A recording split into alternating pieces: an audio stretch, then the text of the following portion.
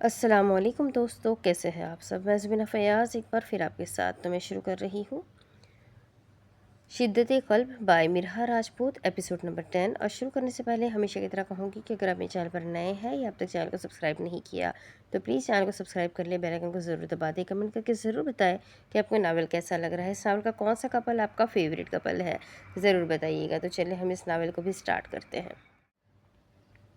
Professor हज़ारा आज छुट्टी पर है। क्लास में एंटर होता एक रूसी लड़का चीखते हुए ऐलान करने लगा तो नाज़ली की एकदम से बाँछें खिली। वो जो इस बात से परेशान थी कि आज हौजान को क्या जवाब देगी, अब उसकी छुट्टी की खबर सुनकर बाकायदा खड़ी होती हुटिंग करने लगी। नाज़ली तो पागल है, इतनी भी खुश मत हो, अभी लेक्चर स्टार्ट हुआ है, क्या पता सर आ जाए। आयशा ने उसकी 2 पल की खुशी पर पानी सा फेरा। आयशा, कभी तो कोई अच्छी बात कर लिया कर, अल्लाह करे अब यूनी आए ही ना। प्रिंसिपल उसे यूनी से निकाल दे या फिर वो खुद ही छोड़ दे। हाय कितना मज़ा आएगा ना जब वो यूनी नहीं आएगा, मुझे बार बार छुपना नहीं पड़ेगा, मैं जब मर्ज़ी लेक्चर बंक कर लूँगी। हाय मेरी सारी मुसीबतें ज़िंदगी से चली जाएगी। ऑफिस खेजी में क़ैद होती क्लास में घूमने लगी, झूमने लगी, लहराने लगी जब आयशा ने उसका हाथ खींचकर उसे कुर्सी पर पटकते होश का सामना करवाया। हैरत की बात है नाज़ली, तूने हर प्रोफेसर का जीना दो भर कर रखा होता है, मगर जब से प्रोफेसर हौजान आए हैं उन्होंने तेरा जीना हराम कर दिया। आयशा ने बोलने के बाद कहकहा लगाया, जिस पर नाज़ली ने उसे ऐसी नज़र से घूरा जिससे सालम ही निगल जाएगी। आयशा, मैं तेरा गला दबा दूंगी। नाज़ली सीरियस हो गई जबकि आयशा अभी तक हंस रही थी। मान ले तू हौजान सर से डरती है, वो जब तेरे सामने होते हैं तेरा शैतानी दिमाग काम करना छोड़ देता है। आयशा उसे हकीकत बता रही थी जो उसने अभी खुद महसूस नहीं की थी। ऐसी बात नहीं है, अभी मेरा उससे इतना पाला नहीं पड़ा, जिस दिन पड़ गया वो जान जाएगा कि नाज़ली क्या चीज़ है। नाज़ली ने हंकारा भरते हुए अपने शाने पर गिरे बालों को हाथ से पीछे किया। दिन में 2 दफ़ा तेरा सर से पाला पड़ता है और तू कह रही है पाला नहीं पड़ा। इससे पहले आयशा मजीद उसे कुछ कहती, उसी वक्त एक प्यारे नकोश वाली लड़की नाज़ली के करीब आई और कुछ कहने लगी। आप नाज़ली है ना? प्यारी नकोश वाली लड़की ने तस्दीक की तो नाज़ली फ़ौरन जज्बात में सर हिला गई। ऐसा कौन था यूनी में जो नाज़ली आफंदी को नहीं जानता था। आपको हज़ान सर ऑफिस में बुला रहे हैं, मेरे साथ चले। लड़की के बोले गए लफ्ज़ों ने नाज़ली के सर पर बमबारी कर दी। उसका मुंह होंकों की तरह खुल गया, जिसे देखते आयशा ने मुश्किल से अपने कहे का गला घोटा। हौजान सर? वो कैसे आए? मेरा मतलब वो तो छुट्टी पर थे ना, फिर वो यूनी कब आए? और वो मुझे क्यों बुला रहे हैं? आखिर मैंने क्या बिगाड़ा है उनका? वो बौखला ही तो गई थी, चेहरा लत्थे की मानिंद अफसरदा पड़ने लगा। क्यों वो उसकी जान नहीं छोड़ रहा था? मैं नहीं जानती, मगर सर ने बोला है मैं आपको ऑफिस में लेकर आऊं। सारी क्लास एक दूसरे से बातों में मसरूफ़ थी। नहीं, मुझे नहीं जाना। आयशा, आयशा कुछ करो, मुझे नहीं जाना उसके पास। नाज़रीन ने आयशा को बाजू से पकड़कर पूरी तरह हिलाकर रख दिया था। तो आप नहीं आ रही? मैं जाऊं? नहीं नहीं, रुको। तुम हज़ान सर को जाकर बोलोगी कि नाज़ली मैम क्लास में नहीं है और कहना शायद वो आज छुट्टी पर हो। कितनी सहूलत से वो कह रही थी, या जाने बगैर कि ऑफिस रूम में बैठा वो शख्स क्लास में लगे कैमरे की मदद से उस पर नजरें जमाए हुए था। नाज़रीन ने उस प्यारे नकोश वाली लड़की को अच्छे से समझाकर भेज दिया और ख़ुद वो क्लास से 9 दो 11 होती कहीं गायब हो गई। ग्रैंड क्रिमिनल पैलेस में पड़ती सुबह के सूरज की किरणें, एक खुशगवार सुबह, दिल रविश सुबह। वो अभी तक सो रही थी, नींद का गलबा हावी था, ख्वाब अपनी सेज सजा रहे थे। चेहरा पुरसुकून था, मगर जिसके बेड पर जिसके बाद गाउन में वो सो रही थी वो तेवरी चढ़ाकर उसके सर पर खड़ा था। तुम्हें कहा था ना बाद गाउन उतार कर सोना, एक दफ़ा का कहा समझ नहीं आता क्या? उसे बाजू से पकड़कर हवा की तरह अपने सामने लहराता वो करख्तगी भरे लहजे में बोलता, उस पर चिंघाड़ा। तो अचानक से मायसा के ख्वाब से बेदारी होने लगी। होश में आओ, उसकी बंद आँखों में अपनी मतविश नजरें गाड़ते हरमान ने उसे बाजू से पकड़कर झंझोड़ते हुए होश दिलाई। उसकी आदत थी, जब भी वो ख्वाब देख रही होती थी उसे होश नहीं आती थी, और अब भी ना जाने वो क्या ख्वाब देख रही थी कि उसके चेहरे पर खौफ के साए मंडलाए। नहीं नहीं, रुक जाओ, मुझे मत मारना, मैंने कुछ नहीं किया। उसकी बंद आँखों की पलकें लरजने लगी, होठ फड़फड़ाने लगे, जिस्म ढीला छोड़ दिया गया, चेहरा अफ्तज़दा हुआ। वो अभी भी कुछ बड़बड़ा रही थी। आवाज़ आहिस्ता हो गई, जिसे सुनने के लिए हरमान थोड़ा सा उसके करीब हुआ, मगर उसके करीब होते ही अगले ही लम्हे मायसा उसकी जानिब लपकी और उसके चौड़े सीने में अपना मुंह दे गई। दोनों हाथों में हरमान की शर्ट को दबोचे वो थरथराई। मुझे पता था तुम आओगे। उसके लहजे में उम्मीद थी। उसकी गिरफ्त हरमान की शर्ट पर तेज़ हो गई। उसका सर हरमान के सीने को छू रहा था। मायसा की इस अचानक हरकत पर वो हवास बाख्ता कंग ही रह गया। یہ لڑکی اب کس چکروں میں تھی، یا پھر واقعی میں اس کے خواب اس پر حاوی ہو جاتے تھے؟ مائسا ہرمان نے گردن جھکا کر اس کے چہرے کو دیکھتے آواز لگائی، جس پر وہ ہلکا سا کسمسائی، پھر سہولت سے اس کے مزید قریب ہو گئی۔ دفعتاً اس کے قریب ہونے پر ہرمان کا دل زوروں سے دھڑکا۔ اتنا سخت ہونے کے باوجود بھی وہ اس وقت اس پر غصہ نہ کر سکا۔ مائسا، ہوش میں آؤ۔ اب کی بار ہرمان نے اس کے چہرے پر ہاتھ رکھتے اسے تھپکا، اتنی نازک جلد جیسی روئی ہو۔ بار بار چہرہ تھپکانے پر مائسا کی مندی مندی آنکھیں کھلی۔ ہیزل گرینش آنکھوں میں نیند کا خمار ہونے کے باوجود بھی وہ حرکت کرنے لگی۔ آنکھوں کی پتلیاں پوری کھلی تو نظروں کے سامنے مردانہ سرمئی شرٹ کا منظر دکھائی دیا۔ وہ جھنجھلائی، پھر آنکھیں مسلتی اوپر کو دیکھ گئی، مگر جیسے ہی ہیزل آنکھیں بھوری آنکھوں سے ٹکرائی تو ویسے ہی تسلط ٹوٹا۔ پھر اگلے ہی پل جب محسوس ہوا کہ وہ اس کے اس قدر قریب ہے تو کرنٹ کھاتی ہوئی ایک جھٹکے میں اس سے دور ہوئی۔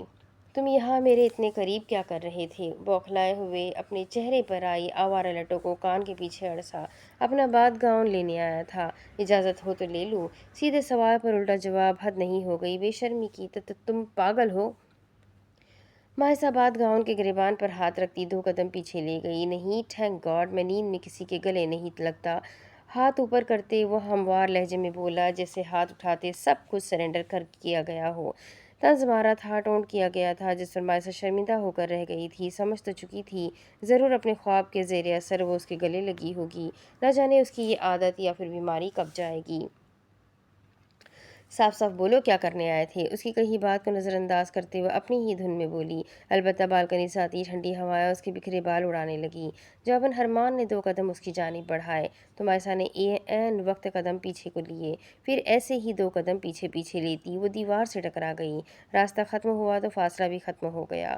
سرمئی ڈنر سوٹ میں ملبوس، بالوں کو سلیقے سے سیٹ کیے، ایک ہاتھ میں برینڈڈ واچ پہنے، بھوری آنکھوں میں سرد پن لیے، یاقوتی لبوں کو بھینچے، وہ اس پر جھک گیا۔ مائسا کا دل چاہا وہ دیوار میں چن جائے۔ دونوں ہاتھ وال پر پیچھے کو ٹکائے سانس روکے، وہ آنکھیں میچ گئی، مقابل اس کے کان کے قریب جھکا۔ ایک دم سے کمرے میں آکسیجن کی کمی ہونے لگی۔ تمہیں اٹھانے آیا تھا، وہ بولا تو اس کے ہلتے لب مائسا کے کان کی لو کو چھونے لگے۔ اس کی ریڑھ کی ہڈی میں سنسناہٹ دوڑی، دھڑکن نے رفتار پکڑی، اور دل وہ تو حلق میں ہی آ گیا۔ لیکن کیوں؟ مائسا نے چھناکے سے آنکھیں کھولی تو وہ ابھی بھی اسے خود پر جھکا نظر آیا۔ میری شیف ملازمہ نہیں آئی، اس لیے فوراً سے میرے لیے ناشتہ بنا کر لے کر آؤ۔ دوبارہ سے لب ہلے، دوبارہ سے وہی احساس پیدا ہوا، دوبارہ سے اس کا دل دہل کر رہ گیا۔ پھر اگلے ہی لمحے وہ اس سے دور ہوتا بیڈ پر جا بیٹھا۔ کل کی پوری رات اس نے صوفے پر گزاری تھی، کچھ انفارمیشن ڈھونڈی، پھر وہ ویٹر اس کے بارے میں بھی پتہ لگوایا، مگر کچھ نہ پتہ چل سکا۔ پھر صبح 6 بجے اس کی بیٹھے بیٹھے آنکھ لگ گئی۔ پھر جب 10 بجے وہ اٹھا تو اسی طرح مائسا کو بیڈ پر سویا پایا۔ 1-2 کال سننے کے بعد وہ کہیں جانے کے لیے تیار ہونے لگا۔ البتہ مائسا رات کو کچھ سوچتی ہوئی کس وقت سو گئی اسے پتہ ہی نہ چلا، اور اب وہ اسے ایسے دیکھ رہی تھی جیسے کچھ غلط سن لیا ہو۔ میں جانتا ہوں تمہیں کھانا بنانا آتا ہے، اس لیے پلیز ذرا جلدی جاؤ کچن میں اور ناشتہ بنا کر روم میں لاؤ، مجھے تم سے کچھ میٹنگ کرنی ہے۔ موبائل میں کچھ ٹائپ کرتے ہوئے وہ مائسا کو حکم صادر کرتا بیڈ پر گرنے والے انداز میں ڈھہ گیا، لیکن مائسا کا ذہن اس کی میٹنگ والی بات پر اٹک گیا، اور یہ بات گاؤن اتار کر جانا، ورنہ نیچے جتنے بھی لوگ ہیں انہیں معاملہ سنگین لگے گا۔ بغیر اس کی جانب دیکھے وہ زمانی بولا۔ اس سے پہلے مائسا کچھ کہتی وہ دوبارہ سے بول پڑا، جانتا ہوں تم کسی کے کپڑے نہیں پہنتی، اس لیے کبرڈ کی رائٹ سائیڈ میں ان ٹچ کپڑے رکھے ہیں، وہ پہن لو۔ وہ آنکھیں موند گیا تو مائسا کبرڈ کی جانب بڑھتی اندر سے ہینگ ہوئے کپڑے نکالنے لگی۔ وہ واقعی ہی ان ٹچ تھے، برانڈز کے ٹیگ لگے تھے، مگر ایک ہی رات میں یہ کپڑے کہاں سے آئے؟ وہ سوچ میں ڈوبی، پھر خود ہی جھٹکتی چینجنگ روم میں جاتی، کپڑے بدلتی کمرے سے باہر نکل گئی۔ رات کو ہی ہرمان نے کپڑے آرڈر کر دیے تھے، جس کی ڈیلیوری آج صبح ہوئی تھی۔ دھڑلے سے آفس کا دروازہ کھولتے کوئی اندر داخل ہوا۔ فائل میں سر دیے اے جے نے شہد رنگ نگاہیں اٹھا کر آنے والی کو دیکھا۔ انکل کہہ رہے ہیں اس فائل پر تمہارے سائن چاہیے۔ سرخ رنگ کی فائل کو اس کی ٹیبل پر رکھتی وہ دونوں ہاتھ سینے پر باندھ کر کھڑی ہو گئی۔ رائل بلو کلر کا پین کوٹ، پیروں میں بلو کلر کی ہی پینسل ہیل، بالوں کو ٹیلی فون میں مکید کیے، ہلکی سی لپسٹک لگائے، وہ کافی خوبصورت اور منفرد لگ رہی تھی۔ یہ گیٹ اپ اسے سوٹ کیا تھا۔ मैनर्स नहीं है क्या तुम में? उसकी बेजारी भरे चेहरे को देखते वो तीखे लहजे में ऐब रुचका कर गोया हुआ, ऐसे आते हैं अपने बॉस के रूम में? क्या दरवाज़ा नॉक नहीं किया जाता, या फिर अंदर आने की इजाज़त तलब नहीं की जाती? कुर्सी की पुष्ट से टेक लगाए वो तंज कर रहा था। इत्तेफाक से आज उसने भी रॉयल ब्लू कलर का ही पैंट कोट पहन रखा था। बाल कुशादा पेशानी पर बिखरे थे। संजीदा चेहरे पर डिंपल की तो दूर दूर तक झलक न दिखाई दी, जबकि मुकाबिल खड़ी अनाहिता उसकी बात पर धड़- कान धरे कान धरने की बजाय कुर्सी खींचती उसके रूबरू बैठ गई। सर थोड़ा जल्दी कीजिएगा, मुझे और भी काम है। वो स्ट्रेट फॉरवर्ड थी, जैसे पता नहीं अपने कितने ज़रूरी काम छोड़कर आई हो। सीरियसली, क्या अब मैं तुम्हारी सुनूंगा? सुर्ख रंग की फाइल को बंद करते एजे पेन की कैप उतारने की बजाय उसे पेंसिल बॉक्स में रख दिया। अरे सुनता तो मैं अपने बाप की भी नहीं। शायद रंग आंखें गहरी ब्राउन आंखों में गर्क हुई। एजे बेटा, कुछ कहा तुमने? ये उसके डैड कहाँ से आए थे? क्या वो दरवाजे पर खड़े थे? हाँ, वो दरवाजे पर खड़े थे। एजे की नज़रें गहरी ब्राउन आंखों से निकलती अपने डैड पर जाती ठहर गई, जो भूरे रंग के पैंट कोट में हाथ पॉकेट में डाले दरवाजे से टेक लगाए खड़े थे। नहीं बाबा, वो मैं कह रहा था कि आज आपके हिस्से का काम भी मैं करूँगा। वो एकदम से बौखलाया, फ़ौरन से फाइल खुलते साइन करने लगा। उसके इस कदर उजरतपन को देखकर एना अपनी हंसी दबाती ही रह गई। आफंदी साहब ने उससे फाइल पकड़ी और अपने ऑफिस में चले गए। शायद वो फाइल ही लेने आए थे। पीछे एना की हंसी जब्त करने के बावजूद भी निकल गई। तुम क्यों हंस रही हो? मैंने कोई लतीफ़ा सुनाया है क्या? वो झिंझिला कर बोला। अभी एना उसकी हालत पर मजीद हंसती जब अगले ही लम्हे उसकी हंसी को सदमा लगा।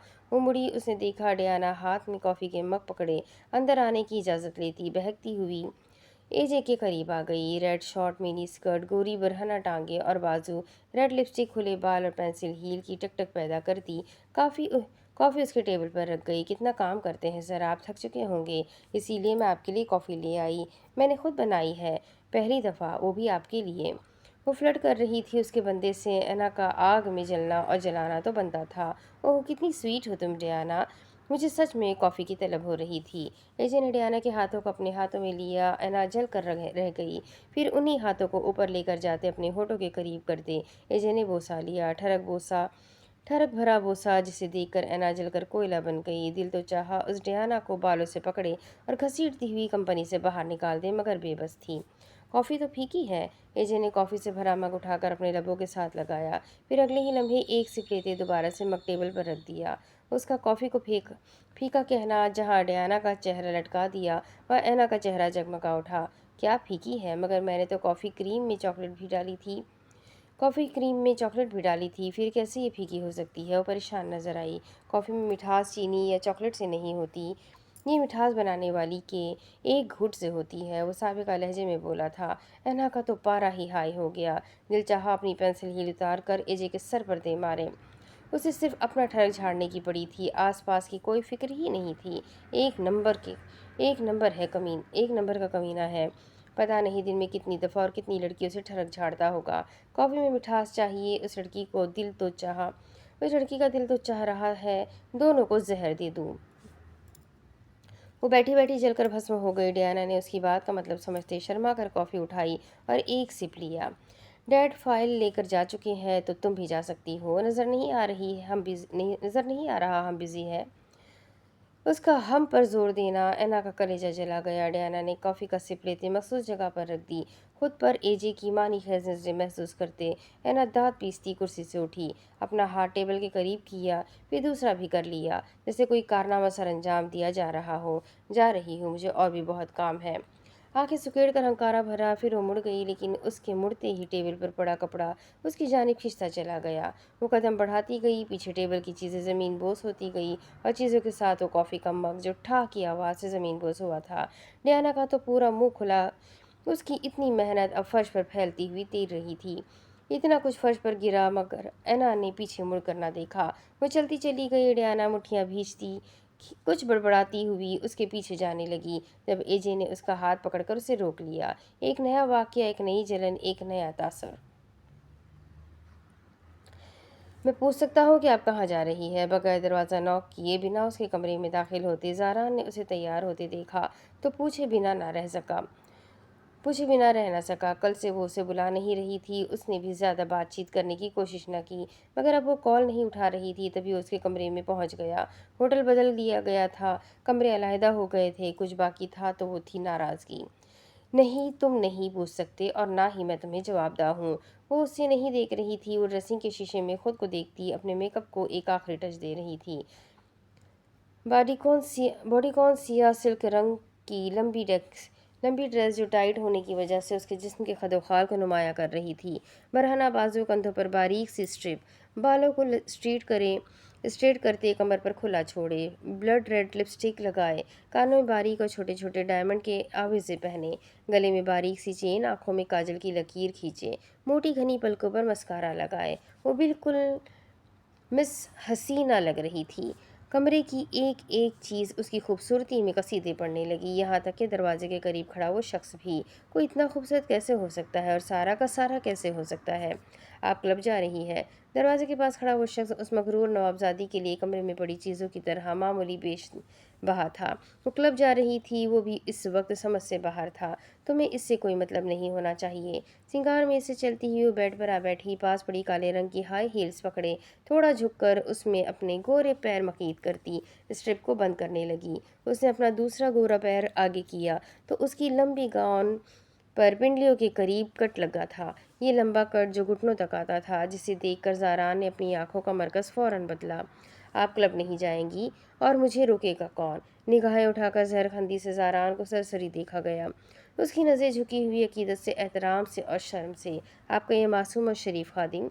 कुछ तो बदला था लहजा, अंदाज या फिर तासुर। वो आज खुद से एल्फ को बुला रहा था। हैरत थी जवाबन एल्फ ने कोई जवाब न दिया। साफ जाहिर था नज़रअंदाज किया गया। आप अभी तक नाराज़ हैं मुझसे? कुछ चुभा था दिल में मगर पता न चल सका। वो बेड से उठी, ड्रेसिंग के करीब गई, खुद पर बॉडी स्प्रे का बेजादरीक इस्तेमाल किया, जिसकी फैलती महक मामला और जानलेवा कर गई। फिर उसने अपना बैग उठाया और दरवाजे के नज़दीक आई। या फिर ज़ारान के, मेरे रास्ते से हटो, मुझे जाना है। बगैर तासुर के, बगैर उसे देखे कहा गया। मुझे साथ नहीं लेकर जाएंगी? तुम वहाँ जाकर क्या करोगे? इस सारी गुफ्तगू के दौरान उसने अब निगाहें उठाकर उसकी सुरमई आंखों में झांका। सिल्क की सियाह रंग की शर्ट के साथ सफ़ेद पैंट पहने वो कुछ ज़्यादा ही डैशिंग लग रहा था। यूं ही नहीं, उसे डैशिंग बॉडीगार्ड का खिताब मिला। मेरे ख्याल से तुम 5 वक्त की नमाज पढ़ते हो, फिर तुम्हारा क्लब में क्या काम? वहाँ डांस, म्यूज़िक, अल्कोहल और हॉट लड़कियाँ होंगी और तुम्हारा इन सब में किसी में भी इंटरेस्ट नहीं। वो अब उसकी आंखों में आंखें डाले खड़ी थी, उसे पागल करने के लिए, उसे हवास बाख्ता करने के लिए, या फिर वाल्हाना निगाहों में वार करने के लिए। जहाँ आप होंगी वहाँ मैं होऊंगा, जहाँ एल्फ होगी वहाँ ज़ारान होगा, जहाँ मैडम होगी वहाँ खादिम होगा, जहाँ मालकिन होगी वहाँ मुलाजिम होगा। उसकी शफकत से कहीं 4 सतरें एल्फ के जहन पर असर छोड़ने लगी। वो कुछ खोई खोई सी लगी। फिर बिना कुछ बोले वो आगे को बढ़ गई, मगर झंझलाई हुई। ज़ारा ने दरवाज़ा लॉक किया और उसके पीछे चलने लगा। ना एल्फ ने आने से रोका और ना वो रुका। प्यारे नकोश वाली वो लड़की हौजान को मतला कर आई थी। उसका कहना था कि नाजली कह रही है वो क्लास में नहीं है या फिर शायद छुट्टी पर हो, जबकि उसकी कही बात पर हौजान के होठों पर हल्की सी मुस्कुराहट रेंगी। मेरे हिस्से ये शरारती लड़की ही आनी थी क्या? वो सोच कर रह गया। लबों पर तबस्सुम बिखरा तो वो लैपटॉप पर उंगलियां चलाता ग्राउंड की रिकॉर्डिंग देखने लगा, जहाँ से गुजरती हुई वो बैक साइड जा रही थी। फिर बैक साइड का कैमरा देखा तो उसमें वो सीधा लाइब्रेरी में जाती हुई दिखाई दी। यकीनन वो हजान से छुपने के चक्करों में थी, वरना लाइब्रेरी तो मेन ब्लॉक पर थी। और जिस लाइब्रेरी में वो गई थी वो तो कब से बंद करवा दी गई थी। बिल्कुल पागल है ये लड़की। वो मध्यम सा बड़बड़ाया, फिर अपने सामने रखे तमाम स्टूडेंट्स की डेटा की जानिब मुतवज्जा हुआ। उसे आज सारी यूनी के स्टूडेंट की इन्फॉर्मेशन कमिश्नर को भेजनी थी। काम ज़्यादा था और वक्त थोड़ा, जिसकी वजह से वो तेज़ से उंगलियां चलाता सारा डेटा कमिश्नर को भेजने लगा। फिर उससे फारिग होकर उसे नाजली के पास भी जाना था, मगर उसका आज लाइब्रेरी जाना उन दोनों को ही भारी पड़ना था। वहाँ क्या होने वाला था उससे वो दोनों ही अनजान थे। तकरीबन 15 ही मिनट में वो नाश्ता बनाकर कमरे का रुख कर चुकी थी। धीरे से दरवाज़ा खोलती वो हाथ में नाश्ते से भरी ट्रे पकड़े अंदर आई तो वो अभी तक उसी हालत में बेड पर नीम दराज था। दाया बाजू आंखों पर धरा था। मायसा ने ट्रे टेबल पर रखी और हल्का सा गला खंकारा। جس کی وہ آواز پر ارمان نے آنکھوں سے اپنا بھاری بازو ہٹا کر اپنے سامنے کھڑی مائسا کو تعصب سے دیکھا، جو میرون کلر کا ویلوٹ کا ڈریس پہنے نکھری نکھری سی لگ رہی تھی، بالوں کا ڈھیلا سا جوڑا بنا رکھا تھا، دوپٹے کو ایک سائڈ پر باندھے وہ اس وقت بالکل سکھڑ لڑکی لگ رہی تھی۔ پھر اگلے ہی لمحے وہ اپنا کثرتی وجود اٹھائے بیڈ سے اٹھا اور صوفے پر جا بیٹھا، نظر اشتہا انگیز بریک فاسٹ پر جا ٹھہری، کھانے کی تازہ خوشبو ہر سو پھیلی۔ کہاں جا رہی ہو؟ یہاں آ کر بیٹھو۔ مائسا چلتی ہوئی بیڈ تک آئی جب ارمان نے اسے عقب سے آواز دی، جس پر وہ گہرا سانس لے کر مڑتی ڈبل صوفے پر جا بیٹھی۔ اب کہ ارمان کا رخ مائسا کی جانب تھا، جسے اپنی ساری توجہ سے بخشی جا رہی ہو۔ مجھ سے کیا بات کرنی ہے تمہیں؟ وہ کچھ مضطرب سی لگ رہی تھی۔ ارمان نے پراٹھے کا نوالا توڑا اور چکن قورمے میں ڈیپ کرتے اپنے منہ میں ڈالا۔ نوالا منہ میں گیا تو اپنا ذائقہ چھوڑنے لگا۔ یہ ذائقہ شناسا سا کیوں تھا؟ یہ ذائقہ تو تمہاری موم کے کھانوں جیسا ہے۔ اس کی بات کاٹتے مائسا نے ہموار لہجے میں کہا تو ارمان بے اختیاری میں سرسبات میں جنبش ہوا۔ انہوں نے ہی بنایا ہے۔ میں جب کچن میں گئی تو وہ چکن قورمہ تمہارے لیے بنا چکی تھی۔ یہ ٹوسٹ آملیٹ جوس سب انہوں نے بنایا ہے، میں نے صرف پراٹھے بنائے ہیں۔ وہ میکانکی انداز میں کہہ رہی تھی اور ساتھ ہی ساتھ چہرے کو چھوتی آوارہ لٹوں کو کان کے پیچھے اڑستی رہی۔ جواباً ارمان خاموشی سے ناشتہ کرنے لگا۔ تم کچھ بولو گے یا میں جاؤں؟ مائسا سچ ہو رہی تھی۔ آخر وہ خاموش کیوں تھا؟ بات کرنی تھی نا تو کرتا پھر۔ نکاح والے دن تم کس سے کال پر بات کر رہی تھی؟ جس سوال کا ڈر تھا وہی پوچھا گیا۔ وہ نہیں جانتی تھی کہ اس کی ایک کال مستقبل میں اس کے لیے اتنے مسئلے پیدا کر دے گی۔ تمہیں اس سے کیا مطلب؟ میں کسی سے بھی بات کروں؟ برہمی سے بولتے لاپرواہی سے شانے اچکائے گئے۔ تمہارے سارے مطلب اب صرف مجھ سے وابستہ ہے، سمجھ گئی تم؟ اور موبائل کہاں ہے تمہارا؟ اس بار مائسا کو اچھوکا لگا تھا، سانس تک رکی تھی، اس کا دل بند ہونے کے قریب ہوا۔ میرے پاس نہیں ہے، فوراً سے خود کو کمپوز کرتے جلدی سے جواب دیا، جس پر ارمان نے اسے ایسی نظر سے گھورا جسے آنکھوں ہی آنکھوں میں سالم نگل جائے گا۔ جھوٹ مت بولو مجھ سے، میں جانتا ہوں موبائل تمہارے پاس ہے اور یہ بھی جانتا ہوں کہ اس کا استعمال تم چھپ کر کرتی ہو۔ نوالا توڑنے کے دوران وہ اس کے سر پر بمباری کرنے لگا تھا۔ مائسا کو جھٹکے پر جھٹکا ملا تھا۔ وہ بھول کیوں گئی تھی کہ وہ یہ بھی سوال کر سکتا ہے؟ اگر تم سب جانتے ہو تو مجھ سے کیوں پوچھ رہے ہو؟ متذبذب کا شکار ہوتی وہ جوس کا آدھا چھوڑا گلاس اٹھا کر اپنے لبوں سے لگا گئی۔ خشک پڑتا حلق ایک دم سے تر ہوا تو خالی گلاس ٹرے پر ٹکا دیا، یہ جاننے کے لیے کہ تم کتنی جھوٹی اور کتنی سچی ہو۔ ارمان نے اپنی بھوری آنکھیں اس کی ہیزل گرینش آنکھوں میں گاڑی، جو جواباً مائسا نے بیزاری سے آنکھیں گھماتے کوئی جواب نہ دیا۔ تمہیں راگا نے بھیجا ہے؟ سوال یکدم سے آ کر اس کی سماعتوں سے ٹکرایا۔ لہجے کی تپش آگ لگی۔ مائسا بھویں سکیڑ کر پوری اس کی طرف مڑی۔ کون راگا؟ میں کسی راگا کو نہیں جانتی۔ راگا میرا سب سے بڑا دشمن ہے، جس کی کالی نظر مجھ پر اور میری فیملی پر ہے۔ وہ جلتا ہے مجھ سے، میرے پیسے سے اور میرے رشتوں سے، جسے تباہ کرنے کے لیے وہ تم جیسے نہ جانے کتنوں کو بھیج سکتا ہے۔ چنگاڑتا لہجہ تھا یا پھر آتش دان کی آگ، مائسا اندازہ نہ لگا سکی، البتہ چہرہ خفت زدہ اور سرخ انگارہ ہوا۔ تمہیں کیوں لگتا ہے کہ میں کسی کی بھیجی ہوئی ہوں؟ مجھے تم سے کیا ہی مفاد ہوگا یا پھر دشمنی؟ میں تمہیں آخری بار کہہ رہی ہوں، مجھ پر الزام لگانا اور شک کرنا بند کرو۔ مجھے یہاں کسی نے نہیں بھیجا، بلکہ الٹا تم نے مجھے قید کر رکھا ہے۔ تمہاری ہونے والی کو میں جانتی تک نہیں تھی، پھر مارنے کا تو سوال ہی پیدا نہیں ہوتا۔ ایک پل کو رکتے اس نے گلے میں اٹکا ساز بحال کیا۔ وہ مؤدب سی کہہ رہی تھی اور ارمان تسلی سے اسے سننے لگا۔ مجھے نہ تو تم سے دشمنی ہے اور نہ ہی تمہارے گھر والوں سے، اور اگر تمہیں ایسا لگتا ہے کہ مجھے کسی نے بھیجا ہے تو آزاد کیوں نہیں کرتے؟ مجھے اپنی قید میں کیوں باندھ رکھا ہے تم نے مجھے اور میری بہن کو؟ اس بار وہ حلق کے بل چلائی تھی۔ ناشتہ ختم کرتے نیپکن سے ہاتھ پوچھتے وہ تھوڑا اس کے قریب کھسکا۔ میری قید سے تمہیں آزادی نہیں، صرف موت ملے گی۔ تمہیں کیا لگا تھا کہ میں نے تمہاری سنائی کہانی پر یقین کر لیا، یا پھر تمہارے ان جھوٹے ڈاکیومنٹ پر؟ اس کے گردن پر وار کرتے اپنی مخروطی انگلیاں اس کی ملائمی گردن پر گاڑتے ارمان اس پر جھک گیا، اتنا کہ مائسا صوفے کے ہتھے کے ساتھ جا لگی۔ جب تک مجھے یقین نہیں آ جاتا کہ تمہیں کسی نے نہیں بھیجا تب تک تمہیں میری قید سے آزادی نہیں ملے گی، اور اگر مجھے پتہ چل گیا کہ تم کسی سازش کے تحت میرے گھر آئی ہو تو یاد رکھنا، انہی ہاتھوں سے تمہارا گلا دبا کر راگا کے اڈے پر پھینک کر آؤں گا۔ ارمان کی اس کی گردن پر گرفت تیز ہوئی تو مائسا اچانک سے بری طرح کھانسنے لگی۔ چھوڑو مجھے، پاگل انسان! مائسا نے کھانستے ہوئے اس کی بھاری مردانہ ہاتھ اپنی گردن سے دور کرنے چاہے۔ ابھی بھی وقت ہے، سچ بول دو، بتا دو مجھے کہ تمہیں کس نے بھیجا۔ کچھ نہیں کہوں گا، تمہیں رہائی دوں گا، پیسہ دوں گا، جو تم کہو گی وہ دوں گا، تمہیں آزاد کر دوں گا۔ لیکن اگر مجھے پتہ چل گیا کہ تم سازش باز ہو تو قسم خدا کی مائسا، تمہارے جسم کے ٹکڑے ٹکڑے کر کے کتوں کو کھلاؤں گا۔ ایک ایک لفظ پر زور دے کر غراتے ہوئے ہرمان نے اس کی گردن آزاد کی تو مائسا اسے تھوڑا پیچھے ہوتی اپنی گردن مسلنے لگی۔ ہرمان نے ایک آخری نظر اس پر ڈالی، پھر وہ اس پر سے اٹھتا باہر چلا گیا۔ پیچھے وہ اپنے گلے پر ہاتھ رکھتی کراہنے لگی۔ یہ منظر ہے خان حویلی کا۔ لاؤنج میں رکھے اونچے بھاری مضبوط صوفوں پر براجمان ابرار صاحب فیملی تصویر ہاتھ میں پکڑے ذہن پر دباؤ ڈالے بیٹھے تھے۔ کچھ یادیں پرانی تو کچھ نئی تھی۔ ابرار بس کر دے اور کتنا تصویر کو دیکھے گا۔ یہ آواز تھی بی جان کی، خان حویلی کی صدر کی، خان حویلی کی مالکین کی اور ابرار کی ماں کی۔ میں تصویر کو نہیں، میں تو بس اپنے بچوں کو دیکھ رہا ہوں بی جان۔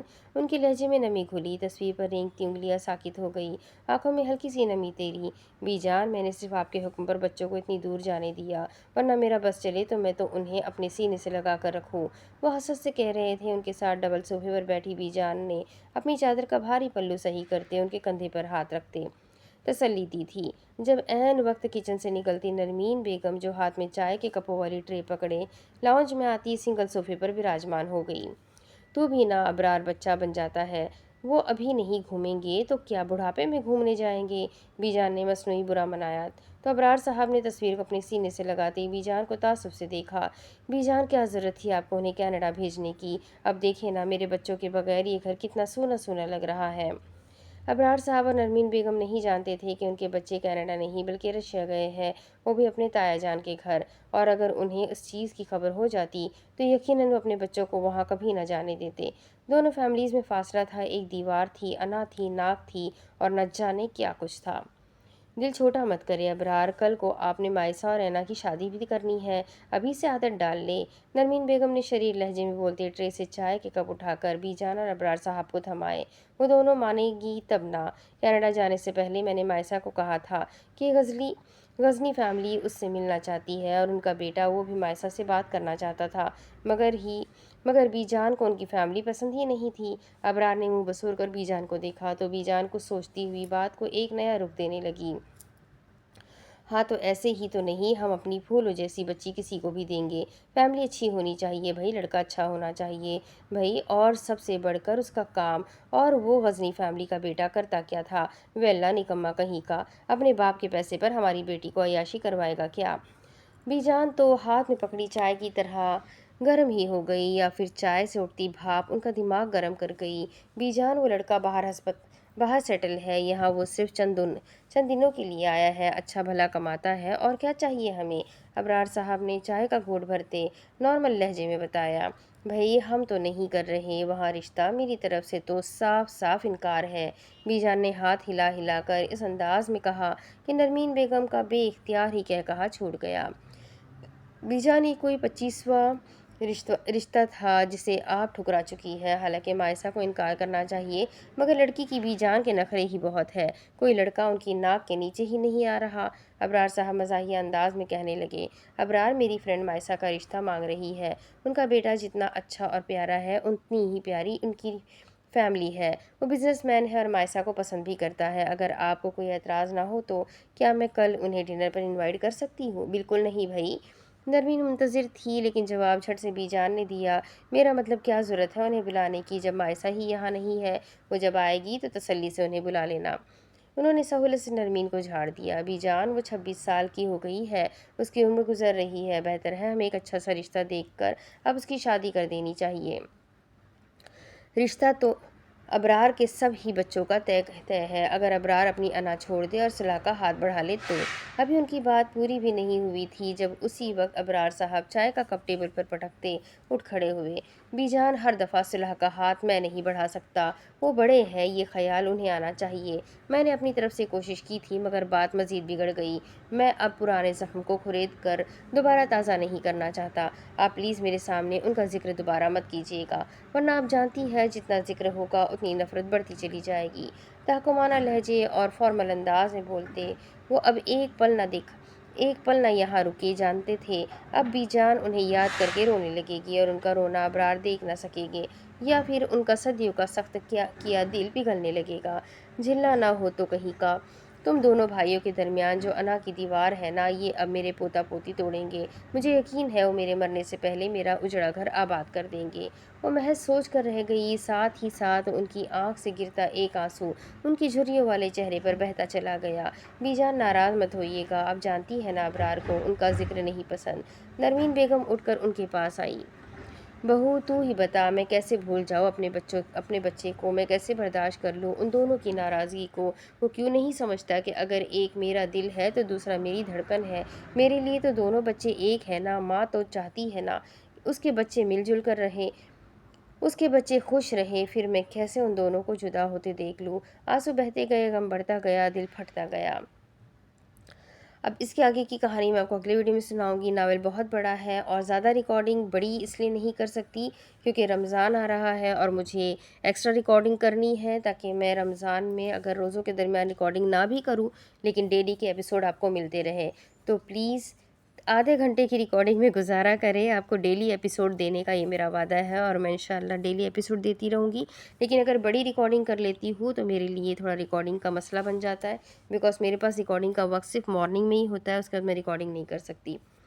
تو پلیز سمجھیں اس بات کو، تو 30 منٹ کی ویڈیو میں انجوائے کریں اور انشاءاللہ ڈیلی ویڈیو آپ کو ضرور ملے گی۔ تو چلیں ملتے ہیں اگلے ویڈیو میں، تب تک کے لیے اپنا خوب سارا خیال رکھیں، مجھے بھی دعاؤں میں یاد رکھیں۔ اللہ حافظ۔